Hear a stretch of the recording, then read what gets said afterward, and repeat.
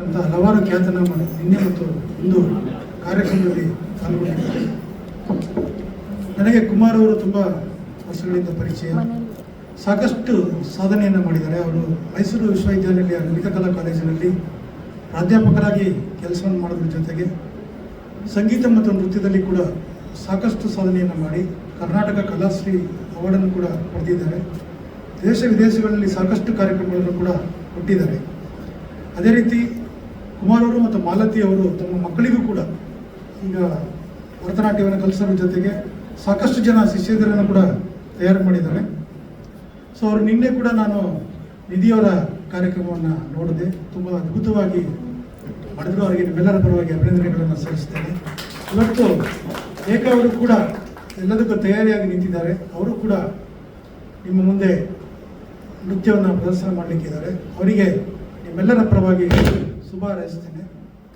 ನಿಮಗೆಲ್ಲ ಗೊತ್ತಿರುವ ಹಾಗೆ ಇಲ್ಲಿ ಸಾಕಷ್ಟು ಜನ ವಿದ್ವಾಂಸರುಗಳಿದ್ದಾರೆ, ವಿದ್ವಾಂಸರುಗಳಿದ್ದಾರೆ, ವಿದೂಷಿಯವರಿದ್ದಾರೆ.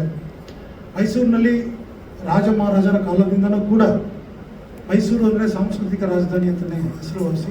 ಕಲೆ, ಸಂಗೀತ, ನೃತ್ಯ ಪ್ರತಿಯೊಂದು ವಿಚಾರಕ್ಕೂ ಕೂಡ ಮೈಸೂರನ್ನು ಆಳಿದ ರಾಜರು ಸಾಕಷ್ಟು ಪ್ರೋತ್ಸಾಹವನ್ನು ಕೊಡ್ತಾ ಇದ್ರು. ಇವತ್ತು ಕೂಡ ಮೈಸೂರಿನಲ್ಲಿ ಆ ಪರಂಪರೆ ಮುಂದುವರೆದಿದೆ. ಇತ್ತೀಚೆಗೆ ನಡೆದಂಥ ದಸರಾದಲ್ಲಿ ಸುಮಾರು 12 ವೇದಿಕೆಗಳಲ್ಲಿ ಕಾರ್ಯಕ್ರಮಗಳು ನಡೆಯಿತು. ಎಲ್ಲ ರೀತಿಯ ಕಾರ್ಯಕ್ರಮಗಳು ಕೂಡ ಇತ್ತು. ಹಾಗೆ ಸಾಕಷ್ಟು ಸಂಘ ಸಂಸ್ಥೆಗಳು ಮೈಸೂರಿನಲ್ಲಿ ವಾರಾಂತ್ಯದಲ್ಲಿ, ಅದು ಶನಿವಾರ ಮತ್ತು ಭಾನುವಾರ ಸಾಕಷ್ಟು ಕಾರ್ಯಕ್ರಮಗಳನ್ನು ಸಾಂಸ್ಕೃತಿಕವಾಗಿ ನಡೆಸ್ಕೊಂಡು ಬರ್ತಾ ಇದ್ದಾರೆ.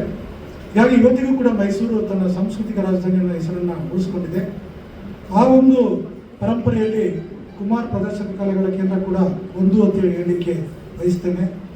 ಕುಮಾರ್ ಅವರು ಇದೇ ರೀತಿ ಮೈಸೂರಿನ ಸಾಂಸ್ಕೃತಿಕ ಹಿರಿಮೆಯನ್ನು, ಗರಿಮೆಯನ್ನು ಎತ್ತಿ ಹಿಡಿದು ಸಾವಿರಾರು ಶಿಷ್ಯಂದಿರನ್ನು ತಯಾರು ಮಾಡಿ ಸಂಗೀತ ಮತ್ತು ನೃತ್ಯ ಕ್ಷೇತ್ರಕ್ಕೆ ಸಾಕಷ್ಟು ಒಳ್ಳೆಯ ಕೊಡುಗೆಯನ್ನು ಕೊಡಲಿ ಅಂತೇಳಿ ನಿಮ್ಮೆಲ್ಲರ ಪರವಾಗಿ ಹಾರೈಸಿ ಮಾತನಾಡಿಸ್ತೇನೆ. ನಮಸ್ಕಾರ.